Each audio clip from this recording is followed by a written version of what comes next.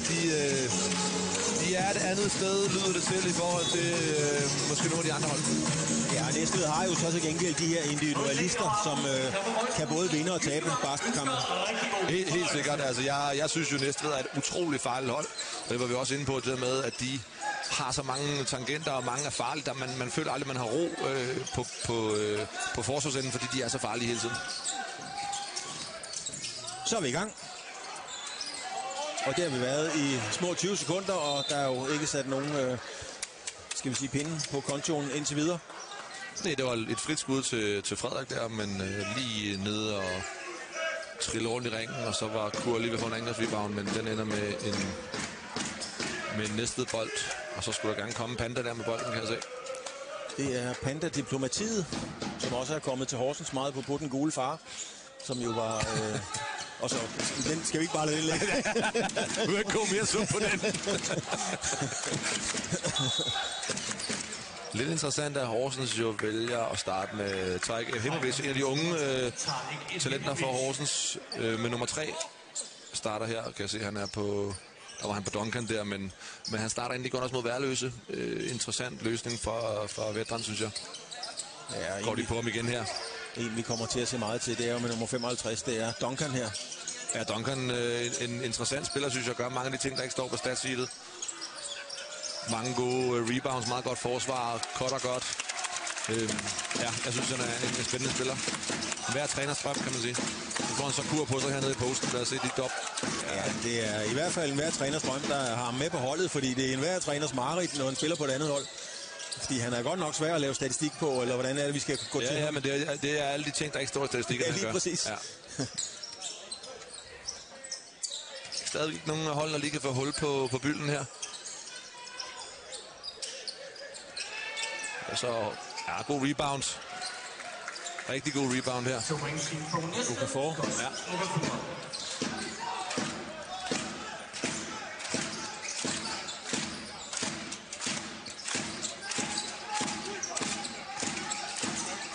Godt spillet.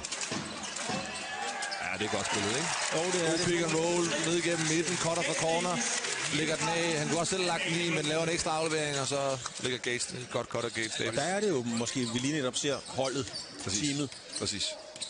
Det er præcis.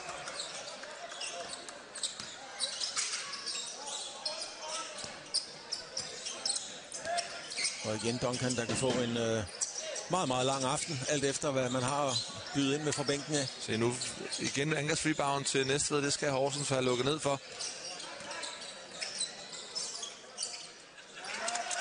Kommer egentlig godt til kurven her, Duncan, med venstre hånd, men kan ikke lige afslutte det.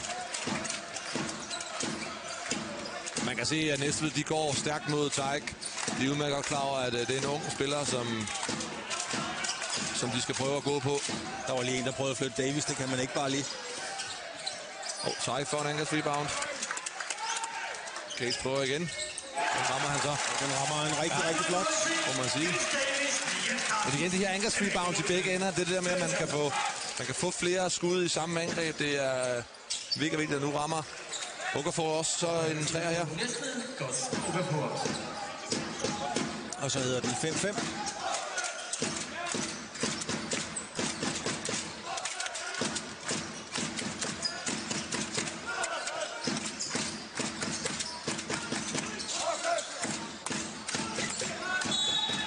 Og var Tarik heldig her, for han misser lige en dribling, og så kaster han sig efter bolden der, og så rammer han ind på benet af ham og laver en fejl. Han misser lige bolden. Hvor går han igennem manden der, og så kan ikke få fat i bolden. Det er jo en fejl. Altså, men heldig. Horsens heldige her.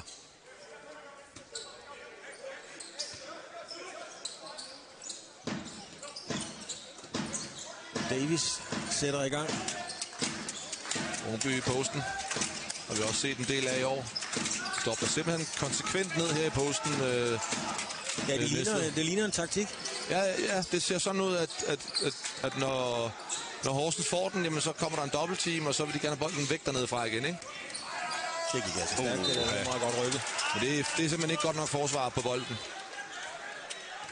Han simpelt løber forbi Tarik, og så bringer Tarik altså Kur i problemer. Kur skal hjælpe, og så får han en fejl, ikke? Der er ikke mange skridt, der kan få til at komme derned. Og Veldren, han tager også konsekvensen og skifter Tarik ud, og sætter Marius Kirkehold i stedet for.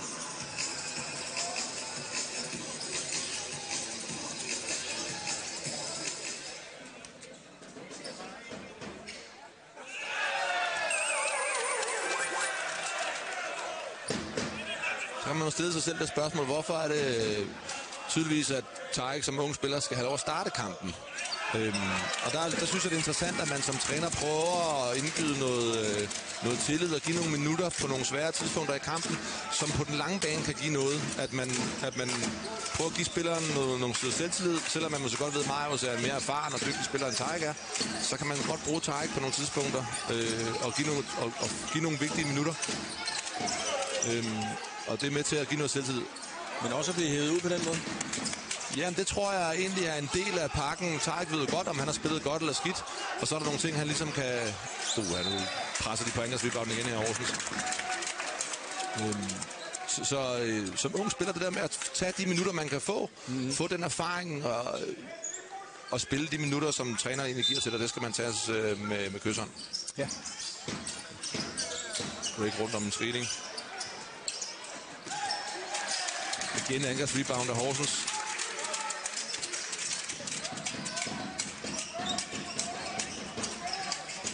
De spiller vel egentlig meget tålmodigt. Ja, nu er der ikke så meget tid på skuduret. Skal den op. Ja, der er lidt for tålmodigt, ikke? Der er noget, de ikke har opdaget i skuduret der. Det kan man godt sige. Duncan god tålmodighed også. Jeg vil gerne have den ind i posten. Mismatch her med Davis på. Ja, det er godt taget.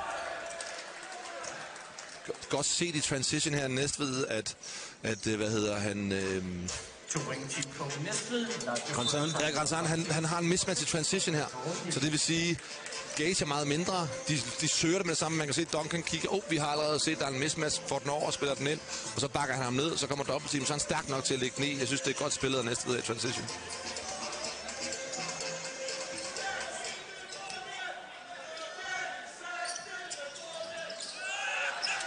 Den var ikke tæt på. Der er mange straffekast Næstved. Den var ikke tæt på.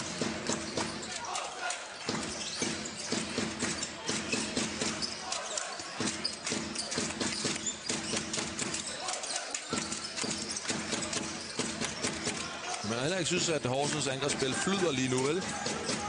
Spiller sig ikke frem til super gode. Nu fik de sådan en angrebsrebound igen. Ja, Davis. Og det var simpelthen Greg, der fik skubbet til den, sådan røver til Davis.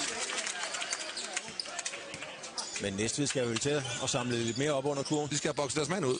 De skal sørge for, at de ikke kan komme til kurven og fatte de her rebounds.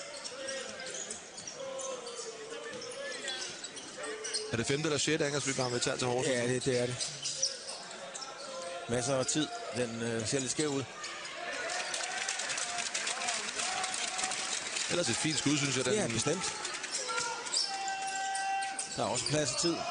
Vi kan have den ind til Kurk, så han har Duncan på sig. Ja, hvorfor tager han den ikke der, Rundby, altså? Jamen, det er fordi, jeg tror, de har en idé om, at når... det er godt skud af Marius. Når Kurk har en lille mand på sig, så vil de gerne have den ind til ham. Ikke behøver at skyde den første og den bedste skud, men have lidt mere tålmodigt i angrebsspillet og finde en bedre afslutning.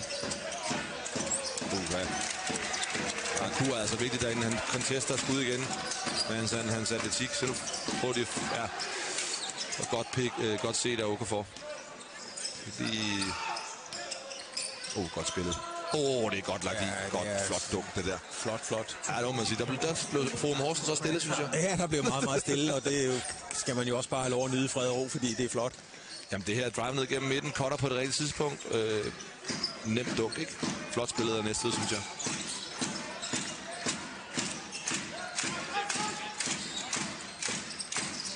Drake prøver en træer igen. Ja.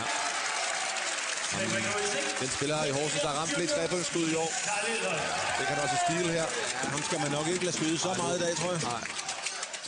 Tålmodig. Det er en svær aflevering, den der. Hold da op. Det er godt hentet derude. Ja, det er meget. Ja, der må han ikke få den ind. Det var også heldigt for Horsens, det her.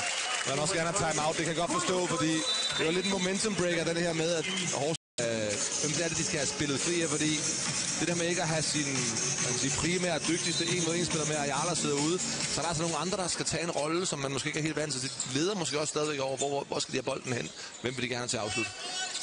15-9, 3 minutter tilbage. Jeg synes godt nok, den er gået stærkt, den første kvartal. Ja, det synes jeg også, det er ret. Virkelig har flået noget tid af klokken. Ja. Det går stærkt, det der. Ja, det gør det. Der er dejlig højde på de der 3 pointer der. En rigtig, rigtig god aflevering af Marius. Og Greg, han ramte 2 nu, ikke? Nu skal man passe på, nu skal man virkelig sidde på ham. Fordi han kan godt ramme de her skud, også i transition. Og godt stærkt taget, det der. Han var desværre ikke for Næstved lige god rebound. Sådan der, det var flot lagt i. Du kan se, det her rebounds igen. Man får de her ekstra scoringer, man kommer tæt på kurven. Og Forum Horsens døde igen. Altså, det er faktisk vigtigt at have med i flow, i kampflow, ikke?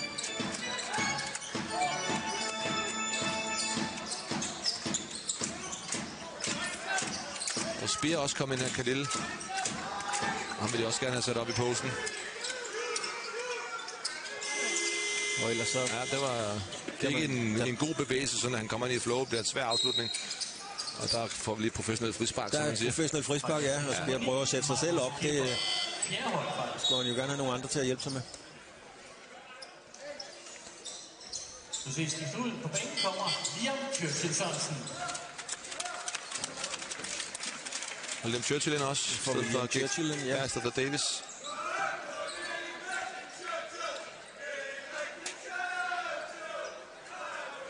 Og tilskuerne mener, der er kun en rigtig Churchill. Det er blevet lidt en publikums darling her, kan man sige. Og nu rivalerne har den anden Churchill. Der er Churchill, og du er der for valg. Ja, det er der. Nogle stykker i Mosley faktisk lige i gang. Jeg er spændt på at se. Jeg tror, Liam får fejlen. Og nej, det var ikke Liam. Jo, det var Leo, der fik den. Vi skal prøve at se igen, fordi Liam får ren bold, ser det ud som om. Ja, Leo får ham på armen, kan man se. Han får ham lige under bolden. Og det er fint, kan jeg tror, at Liam vil være træt af, at han har fået den, fordi han får kun bolden.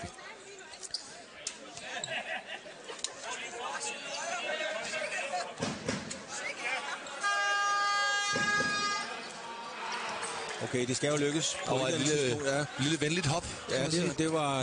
og det trænger de til Næstved. Det gør de. De trænger virkelig til at få den medvind der. Ja, fordi de er på 12 point i deres første periode og snart færdig. Ja.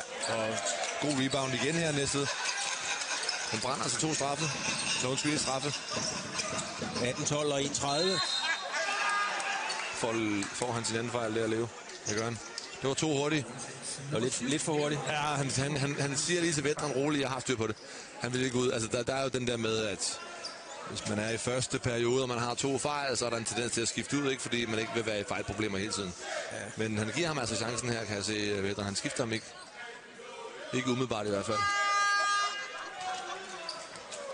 Men altså, Næstved gør det, som vi snakker om, får de her angrebsrebounds, kommer på straffekastet, og det kan få dem tilbage i kampen.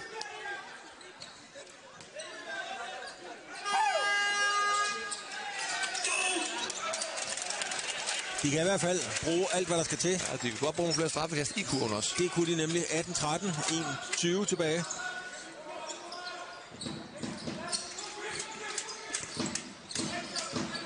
Går de til Spear igen. Stærk bevægelse. Ja, stærk. Og lige brugt sin fysik dernede, Spear lige bodyer ham op, som de siger, de unge. Ja, han er stærk. Ja, han er stærk.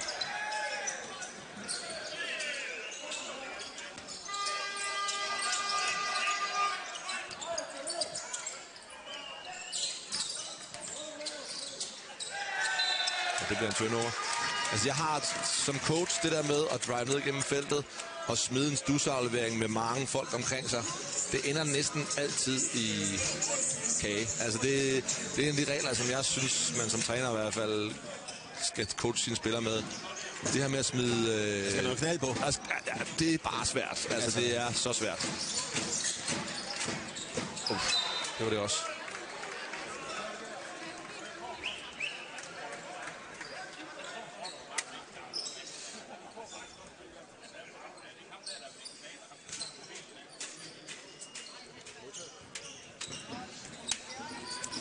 De sidste 30 sekunder, og altså 20-13 i HIC-favør. Godt spillet. Ja, det er vigtigt næstet for den der i, og så får Horsens jo altså lige muligheden for at komme igen. Det er også godt spillet. Ej, han har meget fart på. Kan ikke lægge den i, kan ikke kontrollere den. Og det her som træner vil jeg sige, ro på, få sidste skud. Nu giver man Næstved for chancen for at få sidste skud, ikke? Jo, så kan det jo lige pludselig være en 3-pointskamp i stedet for en 7'er. Præcis. Og så får lige min fejl. Og så er der 3 straffekast, ikke? Og det er lige noget, det jeg mener med, at når man har under 24 sekunder tilbage af en periode, få nu bare sidste skud. Der kan nå at ske så meget. Nu sker det her også, ikke? Ja. Altså, det er... Jeg er med på, at Leo han kunne få et frit lægeop her, men det bliver for presset, og så ligger den altså ned den anden ende. Og så kan Næstved jo faktisk holde skidtet på næsen i den her periode, fordi... Det kan de i den grad komme ud af det med også noget mentalt godt. Ja, fordi at, vi har ikke set det bedste Næstved-spil endnu. Næstved kan spille langt bedre end det her. Men altså, de der strafkast er de ikke rigtig gode venner med. Det er de bare ikke. Slut på første. Det blev 20-16, altså en 4-pointskamp. Vi napper lige nogle reklamer, og så er vi straks tilbage. Så kommer med 12 sejre i trækker. Det er jo altid farligt at bryde en sejrstime, kan man sige, ikke? Altså. Det er helt klart det her med, at man er inde i en god periode. Men de her slutspilskampe, det er bare kun gode hold, der er tilbage. Og det er ikke givet på forhånd, hvem der vinder. Mosley. Det er også en hård mand at flytte ham derinde. Godt spillet, synes jeg. Ja, det er godt spillet. Det ser dejligt nemt ud. Der er noget fascinerende over det spektakulære, men der er altså også noget fascinerende, når man får det til at se så nemt og dejligt. Ja, jeg synes, det er smukt. Det er virkelig smukt på sin egen måde. Poetry in motion. Ja, det er det. Kom også lidt set den der på Duncan, men man mener, at han rammer ham på skudarmen her, laver en stærk bevægelse ind i sit højrehåndshug her, og så får han ham ligesom på vej op. Altså, han skal ligesom holde sin cylinder, og han må jo ikke stå sådan, så han kan gå op og ramme hans arm der. Så det er en fejl, der kommer bare lidt sent, synes jeg. Men var den god nok? Ja, det synes jeg, den er. Ja. Men og Duncan er jo ellers han opfører sig som regel pænt på en basketbane. Det synes jeg, han gør. Jeg synes, han er... Faktisk lige det her med at dække op, synes jeg faktisk, han er utrolig dygtig til. Men altså, Khalil er jo bare en større spiller. Altså, han har mere fysik, end Duncan har.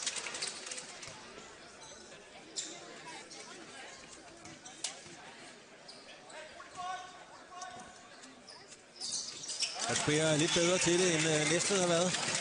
Ja, det må man sige. Det kan jo være en af de her hjemmebanefordele, man snakker om, det her med at kende kurvene og afstanden til bagved hvad foregår der, hvor stor er hallen og lydene og tilskuerne. Men det skal jo være nogen fordele ved at være hjemmebane. Det skulle da meget gerne. God bevægelse, synes jeg. Ja. Ja, det, altså Grandstand der, han har sådan nogle gode bevægelser nede i posten, synes jeg. Det kan man kun blive lidt glad af at se på. Han er en flot atlet og holder jo Næstved inde i kampen i den grad, at det er 22-21. Ja. Godt spillet igen. Det her cut på baseline. Drive ned igennem midten, og så kommer det her cut.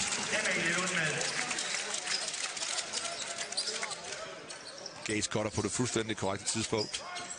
Læser forsvaren. Op og conteste her. Khalil. Og det er det her med at conteste, det her med at have hånden op på skytten, så man ikke bare får et frit skud. Det der med at genere skytten, det med at genere layup'et, det er jo også det, der ligesom får procenterne til at falde og stige i forhold til, hvor mange frie skud man kan få. Prøver han selv her til? Ja, det gør han.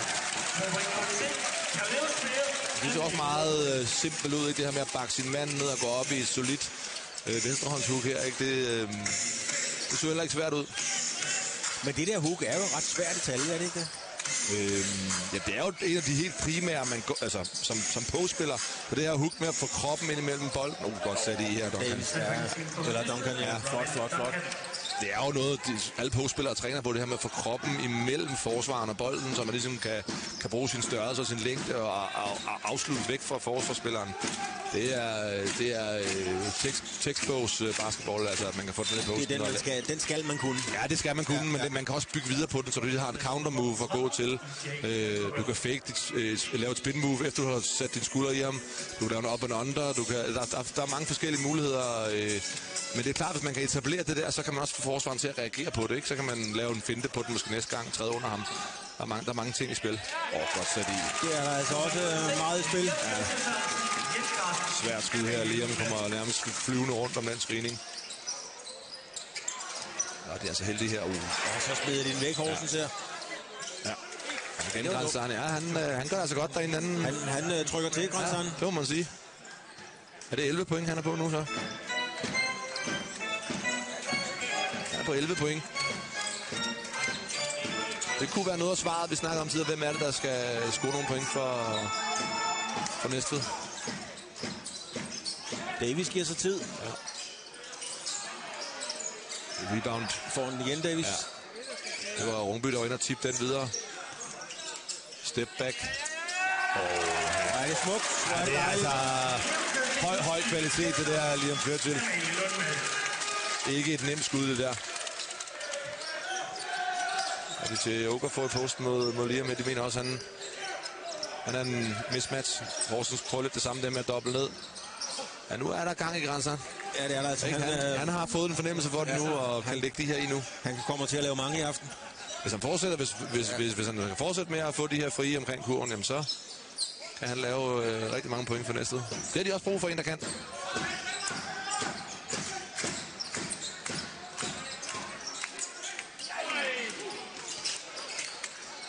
Godt spillet. God kontrol her. Ja. Timeout selvfølgelig her. Vetteren det samme, ikke? Alt muligt. Men vi får ikke lige lov at spille basket. Nej, der lå noget tæt på banen, som ikke skulle ligge. Der kunne jeg se, det blev lige kastet ud. Jeg ved ikke, om det var den tiger, der går rundt i hallen og deler flødekammer, eller der var inde på banen. Det skal jeg ikke kunne sige.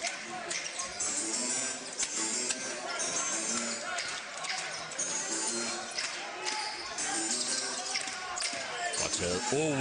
Wow, det er godt. Der gik det stærkt. Sikke et antryk, var. Det var vildt, det gik stærkt. Sætter altså bare lige sin direkte modspiller af på no time. Det gjorde han, og der var heller ikke noget hjælp at hente, så frit dunk til Leo, det så meget komfortabelt ud.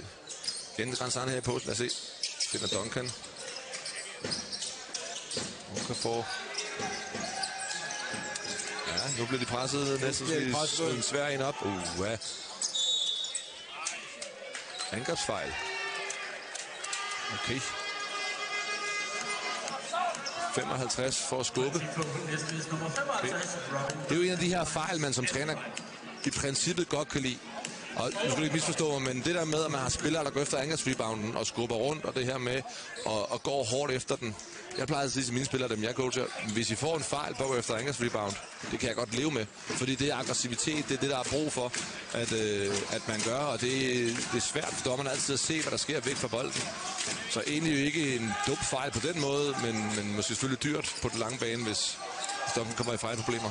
Speer prøver igen. Det er godt, det der. Han har altså det der move ret godt indopereret. Den sidder lige i bogen, den der. Men han kommer også for nemt til det. Altså, han bliver ikke presset til at gøre noget, der er sværere end det der. Han ser jo komfortabel ud, når han laver sine afslutninger.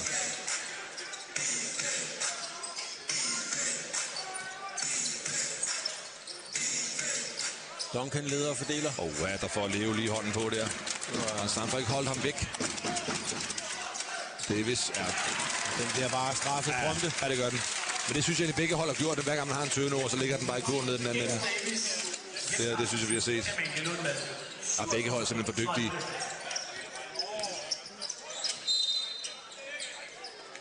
Og så har HIC jo altså stille og roligt fået slået det her hul på 7 igen. Ja. Liam får fejl her.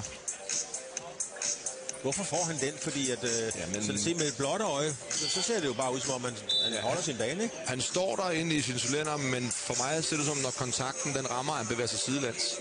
og han er ved at gå ind i sit skud, jamen, og derfor det kan dømmes. Altså, ja, jeg ser det. Ja, altså han har simpelthen ikke positionen på ham. Jeg var ikke helt tilfreds med den. Nej, altså det som spiller, det der med at få en fejl, hvor man selv synes, man har position og så videre, det er man aldrig tilfreds med. Der vil man altid lige sige, hvad sker der? Hvad sker der? Ja. Så er der nogen, der er mere klokkeklar, men jeg synes godt, den kan dømmes, den der. Og de har altså problemer næsten med de straffekaster. Mange har de brændt nu, Claus. Det ser svært ud. Er det en 7-8 stykker, ja, eller hvad? Ja, jeg er faktisk ikke nej, det er jo mere på fornemmelsen. Jeg synes bare, man har en fornemmelse af, at de har brændt mange. Det er mange.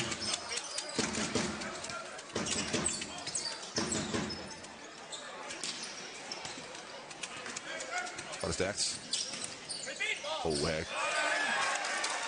Det er så godt lavet det der, og så skal den også ligge der. Det gør den. Ja.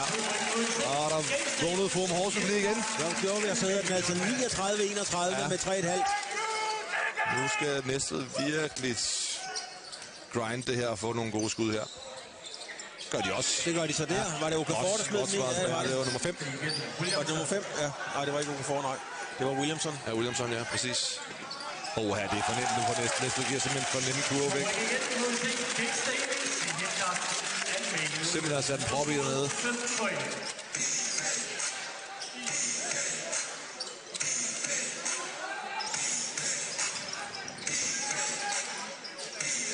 Jeg synes faktisk, at der er en god stemning, men en lidt mat stemning, synes jeg faktisk, i forhold til, hvad der plejer at være. Ja, det kan du faktisk bare lidt ret i. Fordi det kører jo for HIC, og hvis ikke man er glad nu og holder med dem, hvornår skulle man så være det? De fører rækken. Jamen, jeg tror også det der med, når man ligger nummer 1, og det er jo uvandt for Horsens, kan man sige på den måde.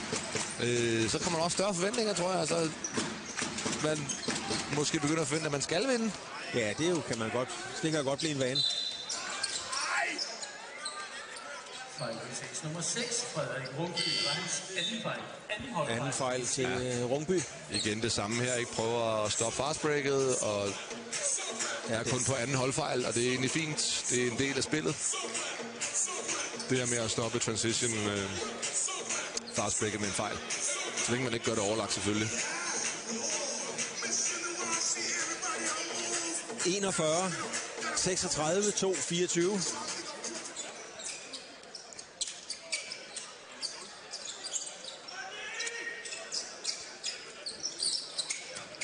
God crossover. Det er vigtigt. Det var virkelig tæt på højre grænsen. Han har fået den også. Ja, det var... Okay. Og sådan kan man jo også... Carlino, han tror på det. Carlino smider en træer i. 44, 36. Ja.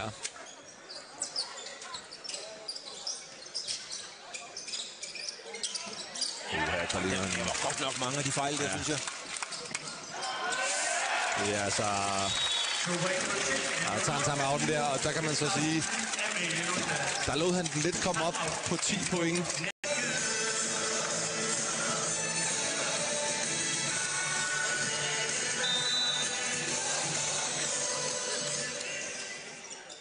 Horsens lige prøver at gå helt op her og stresse lidt. Ja, hvorfor gør de det lige pludselig? Jeg tror, bryde rytmen, det der med, at man lige kan tage nogle sekunder af skuduret, og måske få dem til at bruge lidt tid på at komme over banen. Så giver man dem en lidt kortere sekunder til at se noget op. Nu er det inde i noget, nu er der 10 sekunder tilbage på skuduret, og nu giver der så et frit skud her. God rebound, Williamson. Kommer flyvende. Men det der med, at man som angrebshold ikke føler, at man har kontrol, det der med, at der er pres på hele tiden, det er jo også, som du siger, det kan bryde rytmer, men det kan også nedbryde et hold over tid, at man... Ja, jeg tænker mere på, at det kan jo også bryde HIC's egen rytme, som jo er ganske god, at det lige pludselig, man kan sige, don't fix it if it ain't broken. Det kan du godt have en pointe i, men som udgangspunkt vil man altid have hvis man kan, et forsvar, der kan ligge i afleveringsbaner, der kan presse bolden, sådan så man kan stresse modstanderen til at tage svære afslutninger. Ja. Og det ligger der også i at lave nogle turnovers, ikke? Og man kan sige, at Horsens er skruet sådan sammen, at med de spillere, de har fået sat sammen, der kan de alle sammen ligge i afleveringsbaner. De har alle sammen nogen den samme størrelse, den samme atletik. Nogle selvfølgelig mere end andre, men de en mod en. Jeg synes, der er god tænding. Kujonko, han griner hele vejen ned. Ja. Fordi han er simpelthen oppe og hente den over firkanten, ikke? Og hvis den rammer pladen først, så er der jo goaltending. Og det synes jeg faktisk, den gjorde der. Sidste minut. Og altså en 10-pointsføring til HIC.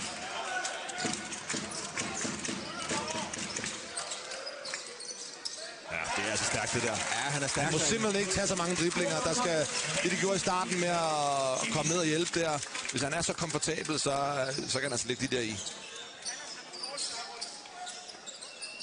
Nu er det ret vigtigt for Næstved, at de får puttet noget i. Ja, det skal de have. Hvor er det stærkt taget ellers, det der. Han skal selvfølgelig afslutte så for søren. Og 3 mod 1. Ja, så har vi balladen. Ja, den havde vist han godt kom, den der. Men Gates kommer med. Og så scoring.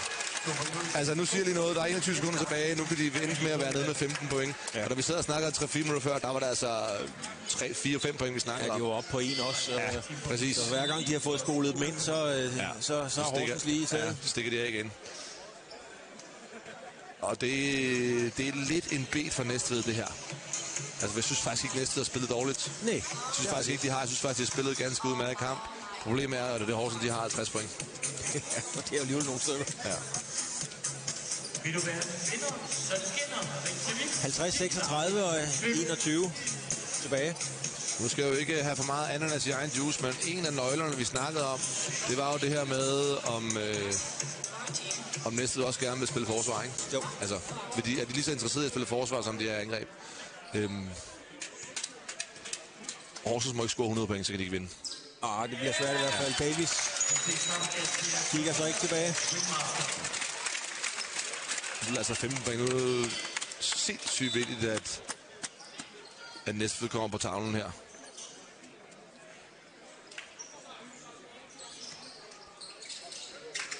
Prøver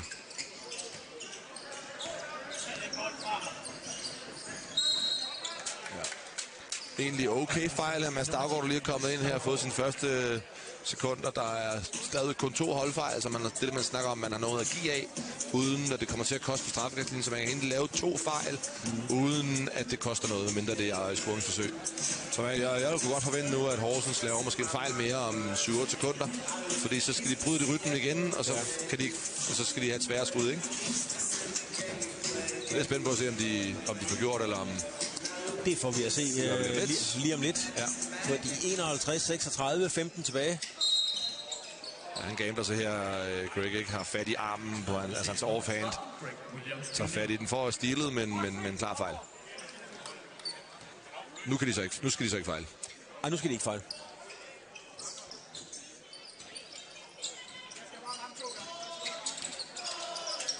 Går mod Mads Daugård med det samme her.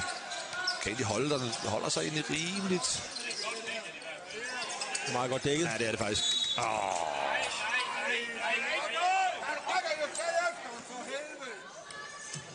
Ja, Mads Daugård får så fejlen her. Jeg synes faktisk, det her med, at han kan hold his ground, som man snakker om, det her med, at man ikke kan blive bakket ned af en større, ældre spiller, altså måske har lidt mere fysik. Det viser også lidt den styrke, Mads Daugård har i kroppen, men ender altså med i hånden i kagedåsen her for at få lavet en fejl.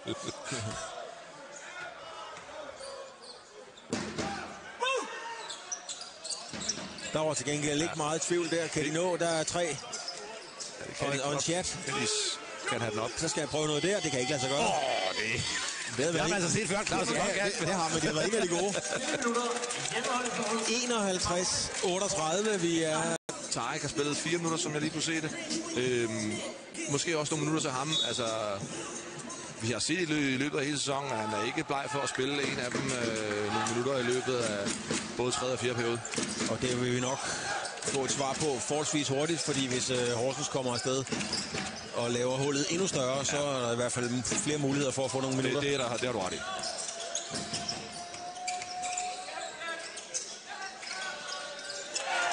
Så kan man lige så godt, så er man ligesom kommet i gang, ikke? Ja, men det ved vi, Frederik Rungby, han kan det der.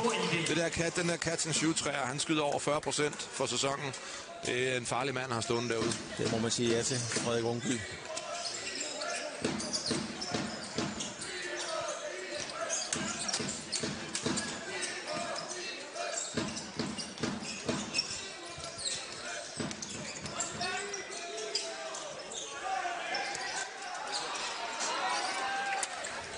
Så fik de også lidt medvind i her. Næstved på en 54-40, altså en 14-pointskamp. Det er Brandt Sand her, som får rebounden og får den puttet i. Ja, han startede jo som lyn og torden, og så blev han lidt væk. Men se, det var det, jeg snakkede om her, ikke? For contestet skuddet bliver svært skud, rammer ikke engang ringen. Det, jeg mener med op at genere skytten. Op at gøre det svært for Horsens for at få en kurv. Det er vigtigt. Ja, de er nok for træfsikre med den tur, de har i det øjeblikket til at bare få frit skud, kan man sige. Ja, men du kan ikke lade deres skytter stå med frit og bare skyde i efter den.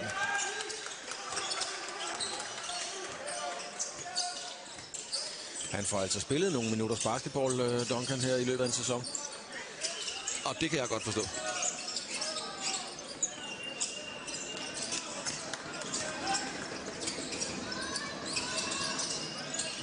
De leder her efter svar. Nu bliver det et svært skud, ikke? Det er godt forsvar af Horsens. Det er et rigtig godt forsvar. Bliver foran sin mand. Forser et svært skud. Hånder op lige skærmen, og så rammer den pladen først. Det er godt forsvar af Horsens. Davis prøver at sætte noget op. Rungby. Det ser nemt ud. Ja, mister lige et skridt her, og så bliver den turnover. Jeg tror selv, han mener, at han blev fejlet, men...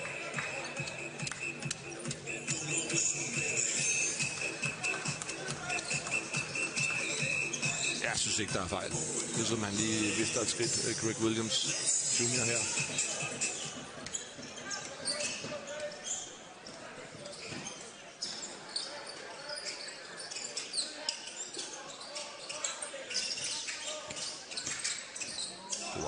Duncan.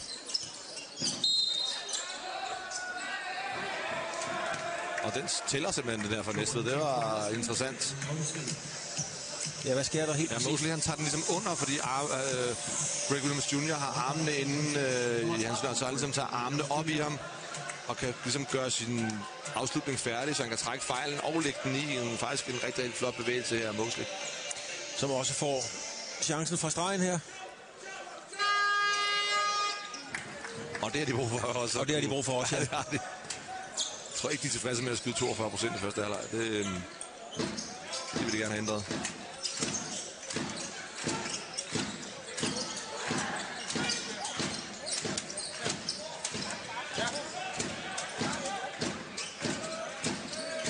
Sekunder på skyduret. Så skal den prøves der. Gør Majers Kirkhold også. Godt forsvar af Næstved her, synes jeg. Måske den mand, som Næstved måske mest vil have til at skyde udefra. Det er godt forsvar. Han er simpelthen så god på bolden, Majers Kirkhold. Han er en lille 20-knægt. Ja, det er han. Og i hvert fald fat i bolden her. Ja, Duncan rydder sig vel også selv ud i det. Ja, det kan man så sige, men... Derfor er det godt snuppet alligevel. Nu er han der igen, ikke? Han har virkelig op at lægge pres på bolden her, Martin. Han er irriterende at spille overfor. Det er virkelig roteret her i Horsens forsvar. Godt lagt i. Mosley. Ellers nogle gode rotationer her, og Horsens, synes jeg igen, gør det svært for Næstved, men Mosley ligger en flot floater i, som vi kalder det for, sådan en her.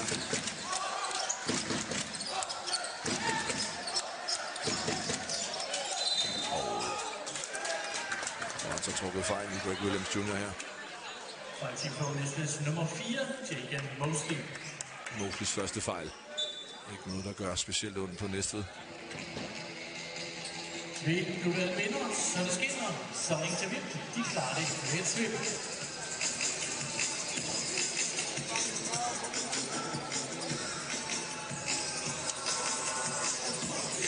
Jeg spiste en lille smule føring Næstved. Fra en 14-points ting til en 11-point.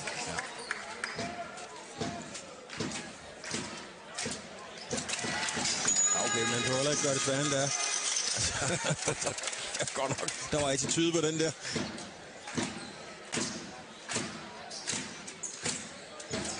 Kampen overhovedet ringen. Overhovedet ikke. Det var bare en swish. En swisher.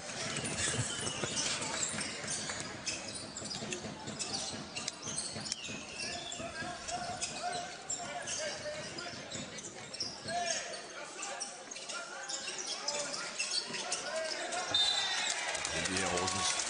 Ranzana er altså inde og få fingerspidser på den der. Men det vi lige så her med, at Jungkook og Frederik Rungby, de bytter på den her ballspinning her. Det giver ikke en mismatch rigtigt. Fordi Jungkook, han kan blive foran garden. Og Rungby er så stor og stærk, at han får heller ikke en mismatch rigtigt i posten. Og det er en af de her ting forsvarsmæssigt, som Horsens de kan, synes jeg, med den line-up, de kan stille med. Godt reboundet. Ja, det er en god aflevering ud til Rungby, der får... Det er mere fart i deres spil her, ind og trække fejl. Ja, præcis. Og det er det tryk, de kan lægge ved at få forsvarsrebound her, komme ud og løbe. Drive bolden mod kurven, kick den igen, forsvar undervejs her. Trækker fejlen på Miles Kirkholt. Godt spillet af Næstved, synes jeg. Men når man ser på Mosley her, nummer 4, altså han er jo omkring det hele. Men sker der noget, altså sker der noget overraskende fra ham? Altså sker der ikke bare det, man altid forventer, der sker fra Mosley? Trænger man ikke til at se, om de ligesom gør noget anderledes, sådan så at de skal forberede sig på, at der kan ske hvad som helst, når han har den? Snakker du om, at du vil se noget dunk eller noget? Nej, men noget temposkift eller et eller andet, som kan virke overraskende? Nu, hvis man skal snakke om temposkift, så behøver man jo ikke at være sådan lynende hurtigt. Men det der med start-stop, som vi snakker om tidligere med, man behøver ikke bevæge sig ret hurtigt, men bare man bevæger sig fra middelfart til hurtig fart, altså det der med at kan skifte tempo, det kan man måske godt have en pointe i, men man behøver ikke at være lynende hurtig hele tiden. Altså Luka Doncic for eksempel, nu ved jeg godt, at jeg skal sammenligne med NBA, men han bevæger sig jo ikke specielt hurtigt, men han kan stadig slå sin mand 1 mod 1, fordi han kan det her start-stop tempo. Så hvis det du spørger efter med Mosley, så nu kommer han her igen. Altså, han behøver godt det svære, det er jo, kan man sige. Nej, men han er jo en fantastisk dygtig spiller. Det er jo slet ikke det. Ja. Men jeg tænker bare, du ved godt, der er nogen, hvor det sådan kan være meget forudsigeligt. Det er stadigvæk effektivt på sin egen måde. Ja. Men når man bare bliver ved med at være bagud med 10 point, så skal der jo ske noget nyt. Ja, det kan du godt have en point i. Det ved jeg ikke, om det er Mosleys game. Nej, præcis. Og det er til gengæld et godt game, det der. I hvert fald 3 point. Ja, det må man bare lige sige. 60-49.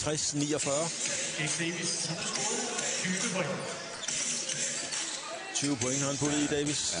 Den går ikke i. Det var skæv. Så kan man se, at han er ja.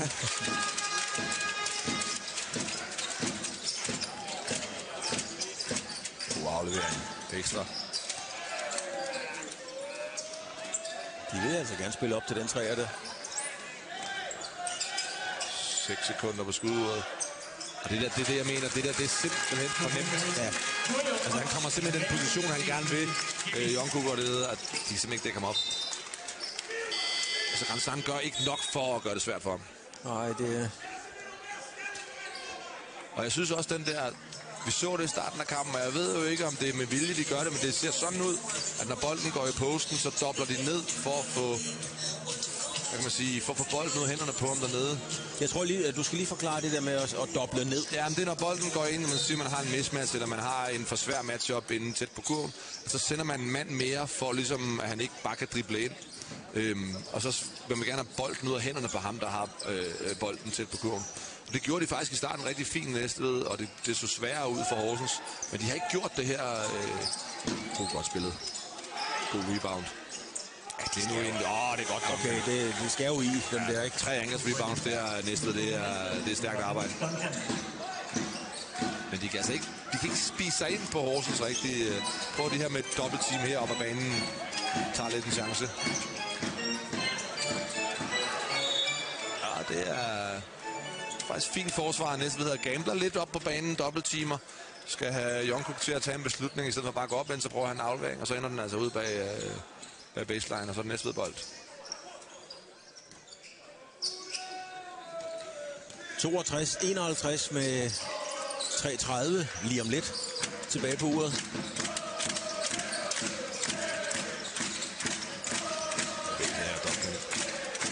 God rebound. Igen. Der står de altså og sover dernede, Horsens. Skal de svære på bolden over midten. Det er altså... Det var virkelig, virkelig heldigt, fordi det var virkelig ikke særligt klogt smidt ind der, Khalil Spear. Taber nærmest bolden ind.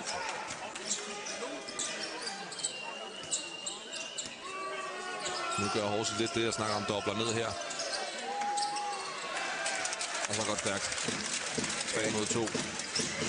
Ja, de går altså ondt på dem på Næstved, dem der. Ja, og 2 straffe her, for ikke rigtig trækker angrebsfejlen dernede Mosley.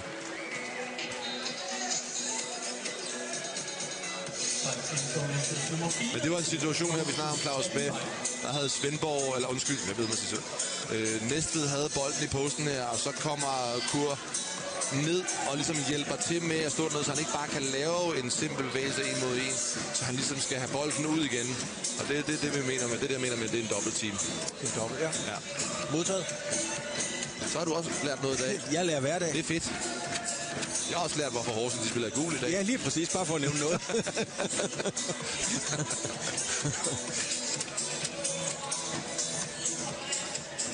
Jeg synes godt, I kan skrue lidt op for festen. Der.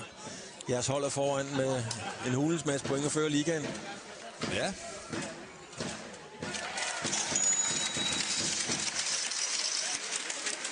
jeg synes jo, at Forum Horsens er rimelig velbesøgt i dag, trods alt. Altså, der sidder også mange over på modsat side af kameraerne, ikke? Som i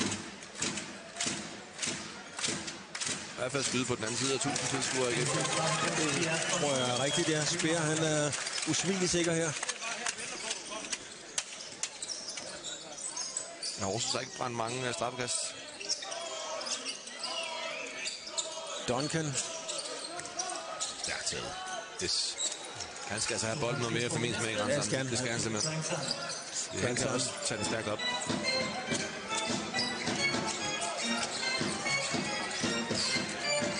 Williamson lige ved at... Kommer han hele vejen, det gør han ikke. Det gør Speer til gengæld heller ikke. Og lige om ind at tip, men Duncan ender med rebounden. Ja.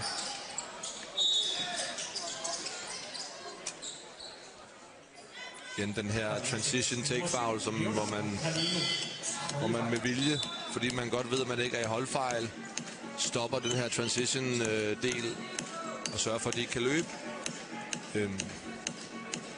En ting, vi har set Horsens gøre konsekvent hele kampen, bruge de her fejl på at stoppe transition.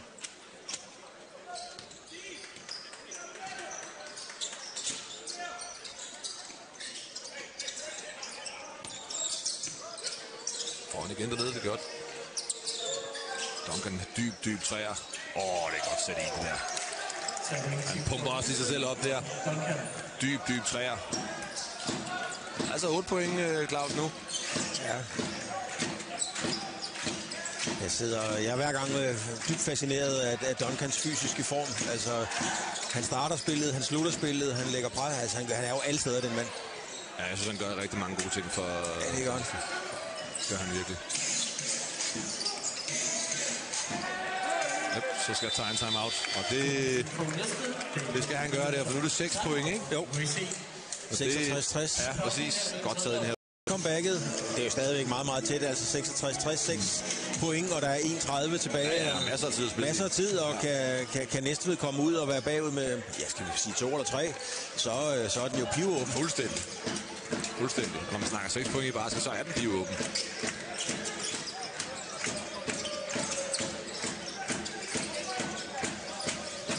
Og lad os lige hurtigt komme ned til dig, Jonas, nede ved Næstvedbænken. Ja, det er nemlig. Igor, timeout her. Hvad har I brugt den noget på at snakke om? De har jo spiser lidt ind på jer. Jamen, vi har egentlig snakket om, at vi spiller alt for langsomt. Vi kommer lidt ned i tempo her, og de får rigtig mange offensive rebounds på os. Det bliver vi simpelthen nødt til at kontrollere og få dem ned på 1 skud per angreb. Men ja, vi ser det lidt som om, at det ligger i vores hænder lige nu, at vi skal steppe lidt op, som vi gjorde i anden kvartal. Tak skal du have. Det må du heller lige forklare os. Få den ned på 1 skud per angreb. Ja, det er jo det her med, at Horsens har jo selvfølgelig også godt set, som vi har, at Næstved får rigtig mange angrebsrebounds. De går efter dem, de er stærkere dernede, de får mange, og det betyder, jamen, så får de flere skud per angreb. Så hvis man har fået 1 skud, man får en angrebsrebound, så får man jo et skud mere. Men man selvfølgelig smider dem væk, men det har de ikke gjort så meget i dag. Så, ja, godt. Igen god contest her af Rungby. Ja, nu kan der jo altså ske det, vi har talt om, der er sket rigtig mange gange, at de får dem lige spolet ind, og så siger det bare, slup, og så er vi der igen, ikke? Ja. Jeg tror simpelthen, der er en fejl væk fra bolden. Scoringen tæller. Fordi nu er det altså en 10-point kamp igen på no time, ganske enkelt. Ja. Og det er Bernard, der får fejlen. Ja, han får simpelthen fejl for at skubbe Jungkook derinde. Ja, det er elveren. Ja, præcis. Der er sønderen. Ja.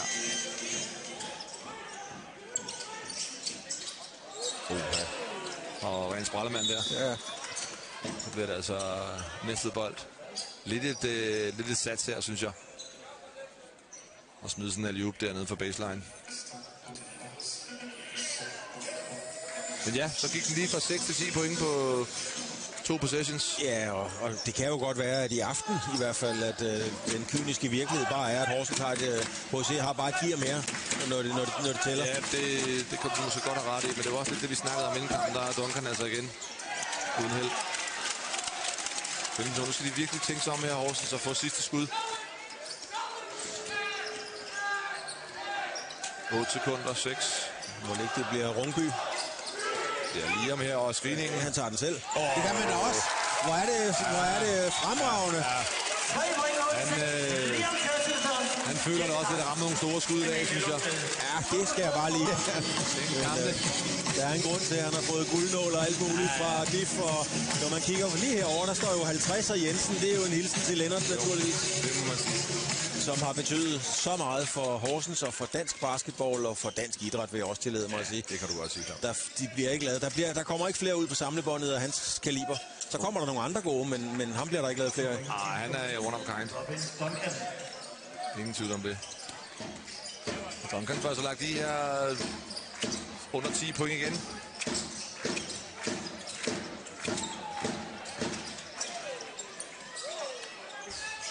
Vigtig bold at få fat i det. Rebound dernede. Rand Sander får fat i den. Jeg synes, han har spillet en god kamp. Der har han i høj grad, Grønshånd.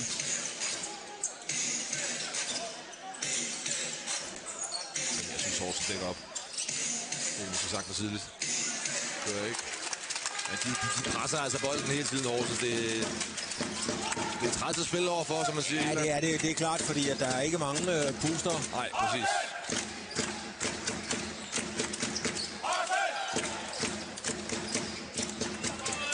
Ja.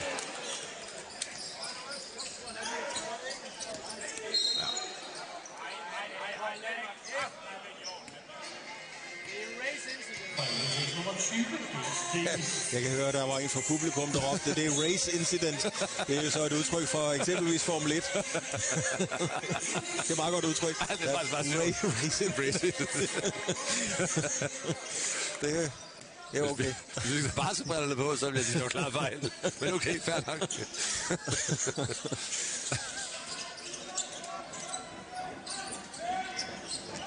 Det er også en god finte, den der.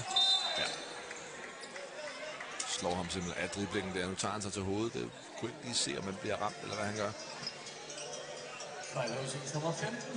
Kujokufs anden fejl.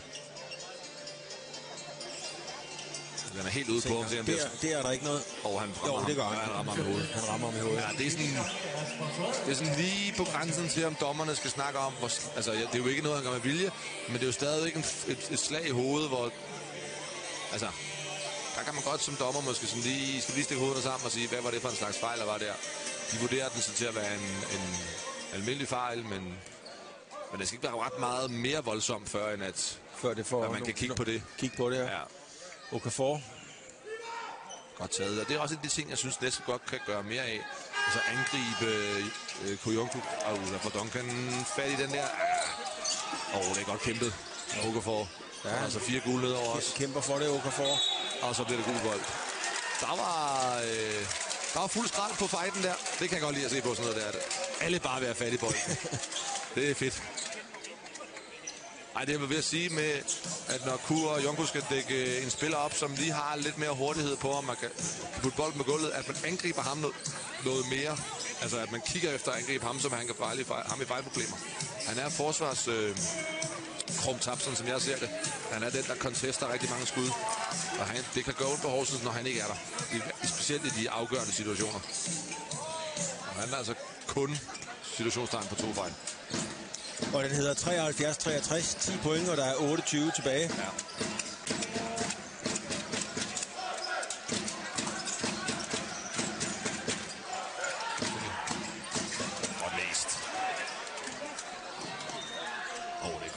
Ja, Ja, det var godt læst. Og... Godt stil, flot stil. Læser simpelthen kottet og kommer foran.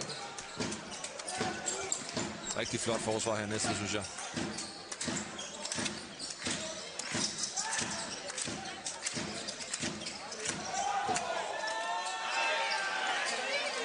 Ja, nu lykkes det måske en lille smule for Næstved. Ja. Der er så en 3 mod 2 her. Kan han sætte den der grænse? Nej. Nej, det kunne han ikke. God rebound. Sådan var det der igen. Altså, de har altså reboundet godt Næstved i angrebet. Jeg synes virkelig, de har fået fat i meget. Prøv de her en 1-2-2 zonetrap, men de får ikke rigtig ud noget af det. De bliver i zonen her. Og dem har han smidt i før, og det gør han igen. Ja, det er lidt et gamble her for den Næstved med at spille den her zone her. Går op fuld bag, altså 3/4 bane og prøver at trap, og så falder de tilbage til en 3-2-zone. Interessant lille forsøg her fra Næstveds træner. Men Liam, han straffer det altså. Ja, altså Næstved skal jo da have ros fra, også fra bænken, at man spiller med det, man har i værktøjskassen, og prøver det hele. Prøver det hele. Men det vi snakker om inden kampen med, at man vil prøve at måske spare nogen til spillere, det ser vi ikke. Nej, det gør vi ikke. Nej, de går 100% efter at vinde kampen. Med det, de har. Og det er respekt for det.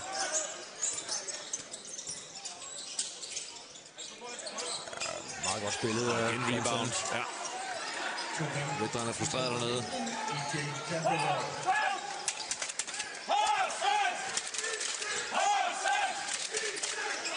Han føler det, den mand der. Han er virkelig på. Og 2 straffekast. Han når ikke at sætte fødderne. Man kan også se ideen med at stille sig ind og prøve at trække angrebsfejlen. Den er der, men han kommer simpelthen for sent lige om Churchill.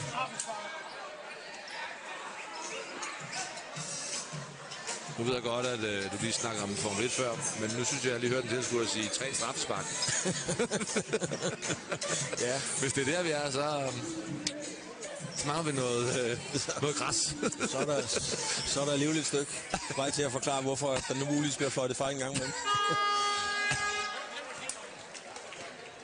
Godt tidspunkt for Mosley at begynde at smide dem i. Ja. Har de brug for, som du sagde det her med, at spændingen måske bliver lidt ud af kampen. Det vil jeg ikke sige, den er, fordi nu er den på 8 point. 6-25 tilbage. Ja, det er stadigvæk... Det er en kamp, der stadigvæk lever. Det gør den. 100%. 79-71. 6-15 tilbage.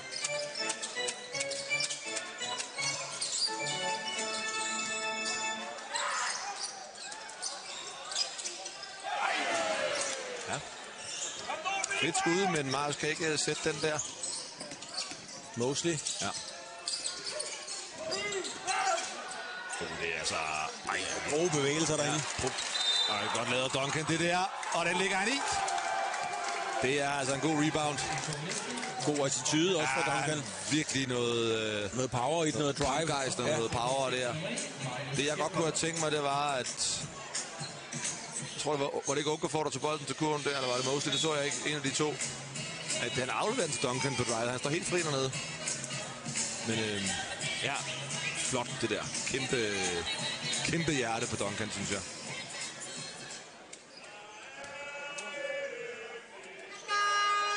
Den går ikke, den der. Det var til at få øje på. Men de får rebounden igen. Igen Duncan. Den bytter han lige. Nej, det gør han ikke. Hvor får han fat i meget? Ja. Det er helt vanvittigt, hvad han får fat i. Igen Duncan, der lige får tippet den til Grandsan. Og så hedder den altså 79-75 med 5,5 tilbage. Præcis. Det er helt klart Næstved lige nu, der har momentum. Ja, det er det. Leo får fat i rebounden, og så er fejl på scoringsforsøget. Men det er altså i begge ender, vi ser de her angrebs-rebounds gør sig gældende. For simpelthen ikke bokset ud her, heller ikke Næstved, og Leo bare stærkt med den dernede, får lagt den op venstre hånd og får trukket en fejl. Altså man kan jo sige, uden at skal forklare nogen hold i ligaen, det er jo Bakken, man skal slå Bakken Bears. Som du har set Næstved, og som du har set Horsens spille i dag, og lad os sige, det er deres niveau plus minus. Er de så en reel contender til Bakken? Altså, de har brug for flere end 7 at rotere med Næstved. De skal have brug for Cooper og Jarler til at content Bakken, hvis det er det ord, vi skal bruge.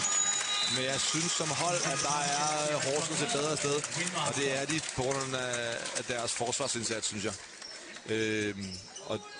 Men jeg synes, de begge to er der klar til at tage kampen om mod Bakken. Man kan ikke afskrive dem. Det kan man ikke, og man skal også begynde at snakke lidt om, altså det er jo egentlig Horsens, der ligger på førstepladsen, og det er man ikke vant til at snakke om, for man bliver altid vant til at sige, at det er Bakken, der får førstepladsen. Men Horsens har altså slået Bakken 2 gange i år, og det er altså ikke hverdagskost, man er bare nødt til at sige. Den kunne godt have fortjent at gå i. Men han griber den højt og skal skyde højt. Det er ikke det nemmeste skud, men det var et skud, han skulle skyde. Og der er jo også, som vi talte om for lukket mikrofon, der er jo sådan et lille interval, der hedder omkring 10 år på, at man skal Horsens skal op og vinde. Der står 2006 dernede, der var du selv anfører. Ja, det er rigtigt. Da I vinder mesterskabet. Det er rigtigt. Men det er det, man snakker om lidt, ikke? Altså, Bakken er på et andet niveau, både organisation, økonomisk, spilmæssigt. Så hvis man skal bide skære Bakken, jamen, så ser man det der med, at der er kan godt være en 8-10 år imellem, før man kan bide skære med dem. Sådan en turnover her fra Khalil.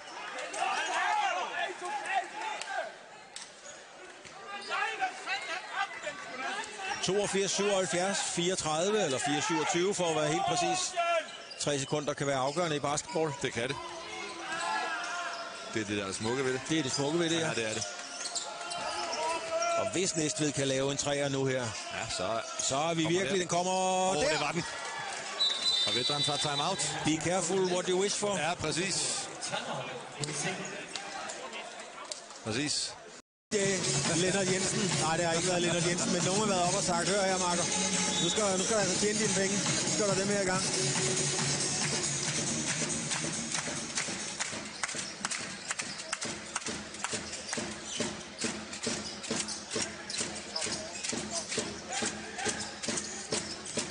Ham her vil Horsens nok også gerne have i gang. Ja. Gates Davis, men Greg er fri. Det er bare et vigtigt angreb det her nu, fordi at hvis Næstved kan få udlignet nu, eller måske endda komme foran, så er der altså virkelig noget mentalt, der bliver rykket. Den kommer op der. Williamson der virkelig tror på det.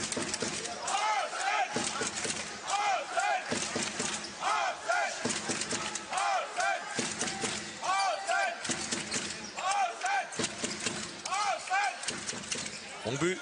Nej, den er også kort. Ja. Næstved får den igen, og det er fristende at lave en 3'er, men jeg tror altså også, der er meget mentalt i bare at få udlignet. Jeg tænker bare det der med at tage den bolden stærkt til kurven. Nu har begge hold prøvet at skyde en 3'er.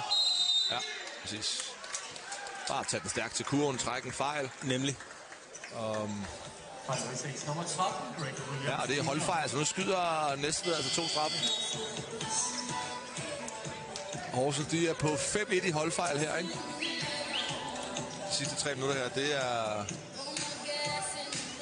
interessant. Skal Næstved virkelig rette op på deres straffekastprocenter her. Og det er en af kampens... den var ikke tæt på for Grand Søren. Det var den faktisk ikke. Det var den faktisk ikke.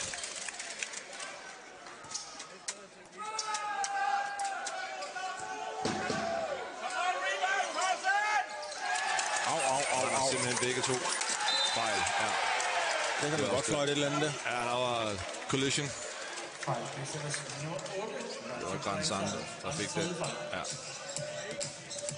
Først brænder han 2 strafkast, og så laver han den der. Det er en uheldig possession der, så Grand Søren.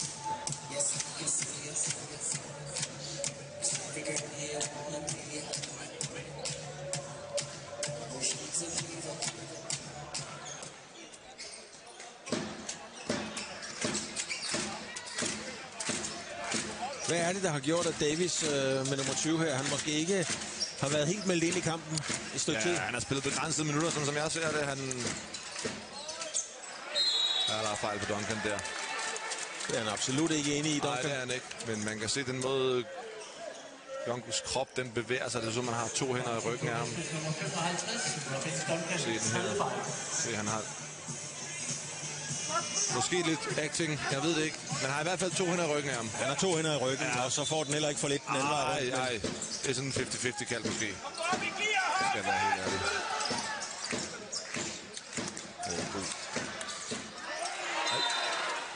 Ej, altså, Gaze Davis, som jeg ser det, spillet begrænset minutter. Har i hvert fald ikke spillet så meget, som man plejer. Han har spillet heller ikke i sidste kamp, så jeg tror også, at Vedran prøver at beskytte ham lidt i forhold til ikke at spille ham alt for meget. Men han har altså 22 point. Det skal man huske. Stille 22 point. Stille 22 point.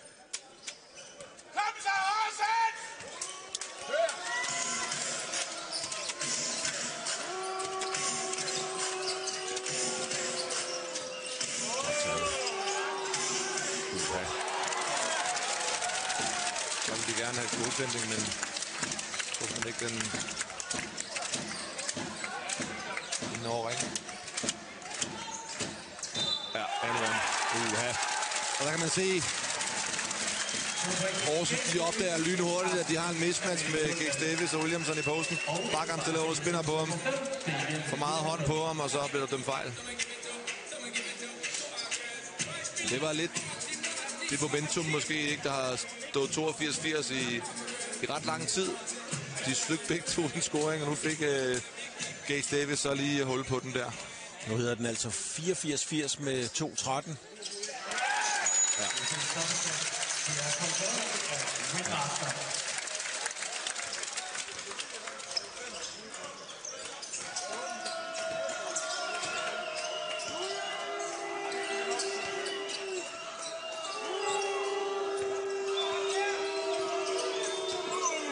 Duncan. Rebound. Den tager, den smider han, ja. Gaze Davis har fat i den der. Det er 2 vigtige aktioner, han lige får lavet her. Nej, han er simpelthen ikke vågen der, Gaze Davis. Williams ser noget, Gaze ikke ser. Det er farligt. Det er meget, meget farligt. Ja, det er det. Kæmpe skud der, Okafor.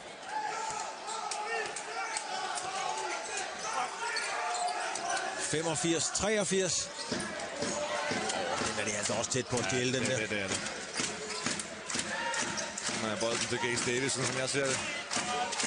Gerne er ham nede i posten, tror jeg. Og Liam Churchill. Kæmpe skud. Kæmpe skud. Og det er altså ikke et nemt skud, det den floater der. Men altså 1-13 tilbage, 87-83. Ja. Det er i HIC-favør. Ja, det må man sige. Lige nu der er det HIC, der lige har fået takstokken her. Lad os se, hvad næste ved. De har jo ramt nogle store skud i den kamp her. Og det er ikke sidste gang sikkert, de har ramt en. Siden de går til Okafor, går de til. Og det er Rungbytte op af contest. Ja, den får næste. God rebound, Okafor med den er vigtig, den der. Den er vigtig. Ej, hvor er det godt smadret. Fedt i, mand. Det er helt vildt. Af for den. Ja, det er vildt, det der. Så hedder den altså 87-86 med 45 sek tilbage på uret. Nu bliver det spændende. Wow. Ja. Ej, jeg forstår ikke, han fejler. De har holdfejl. Okay, det er... Lad os se engang, hvad han gør her. Det er hans fjert, men han rækker bagfra der og rammer ham på armen. Det er klokkeklar fejl. Men han må da vide, at de er i holdfejl. Ja, det skal han jo vide. Med mindre, at de har en anden plan selvfølgelig om, at de selv vil afgøre kampen og bare lade ham skyde straffe. Det kan man jo godt som træner. Altså, de kyniske ting. Vi lader Davis skyde, han brænder. Foreløbig var det klogt tænkt. Præcis. Ja. Så det kan jo godt være en strategi, de har snakket om dernede. Det skal jeg ikke kunne sige. Nej. Indtil videre holder den i hvert fald. Lad os bare sige, at det var strategien.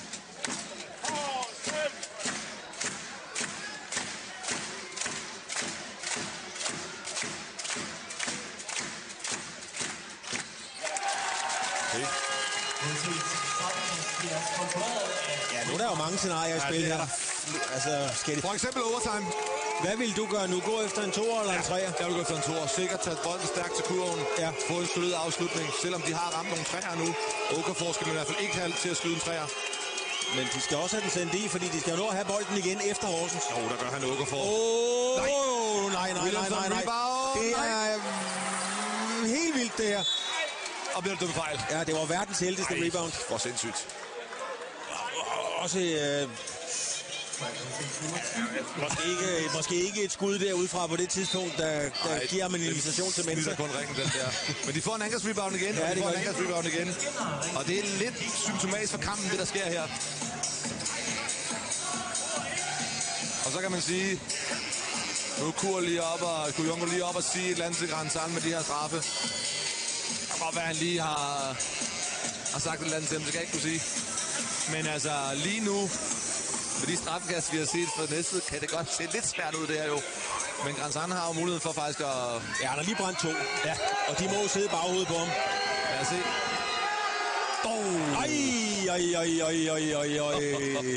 Oj. Men selvfølgelig brænder Grandsan ikke 4 i træk. Nej, jeg tror også, han rammer den. Så ved Vetter nok at time-out, ikke? Tænker jeg. Nej, vi får fandme rebound. De får rebound, og så smider de den væk. Okay. Nej. Så vil man heller ikke vinde i Forum Horsens. De skal jo fejle, ja. Nej, var det sindssygt. Ja, de fejler på Davis igen, ikke? Jo, det skal de jo gøre. Ja. De skal fejle her. Det er de nødt til. Ja, præcis. Ellers så kan de drible tiden ud. Vanvittigt, de får rebound, og så smider den væk bagefter. Ja. Det er... Der skal de simpelthen afslutte den der på næste. Der får han altså ikke flidspræmien. Det gør han ikke. Hold. Nej, man må ikke bande, vel? Nå. Men jeg tænker det så højt. Ja, det må man jo reelt ikke. Nej. Wow. Jeg må ikke i hvert fald. Jeg må heller ikke. Wow. Nå. Ja. Kampen er selvfølgelig ikke færdig nu. Nej, det er den ikke. Nu skal vi altså for alvor se, hvad Davis har lavet af. Ja. Fordi det har... Ja, han har jo puttet over 20 i, ikke? Men altså... 26 har han i. Ja. Iskoldt. Swoosh. Swish. Her er det spændende. Og det sjoveste for kampen er jo nu, hvis han brænder, fordi så kan Næstved vinde den med en træer, ikke? Det kan de. Så kan det blive rigtig sjovt. Så. Uden at vi holder med Næstved det, ellers så får vi jo en shitstorm. Nu skal de lave en træer for at udligne. Ja, men han har en timeout. Det der er det fede nu, det er, at efter scoring her, så... At det bliver Okafor. Hold øje med nummer 9. Okafor. Vi ser. Står herovre til højre i billedet. Bolden ind. Får den der. Ja. Og så skal han ind og skyde den. Nej, det kan han ikke. Det er meget, meget dyb træ, den der. Den går ikke. Den er færdig, kampen, du. Den er færdig. For Vigeland, da. Og alt det, som i perioder lignede en ekspeditionssag fra HC, det blev til en fremragende basketkamp. Jo, man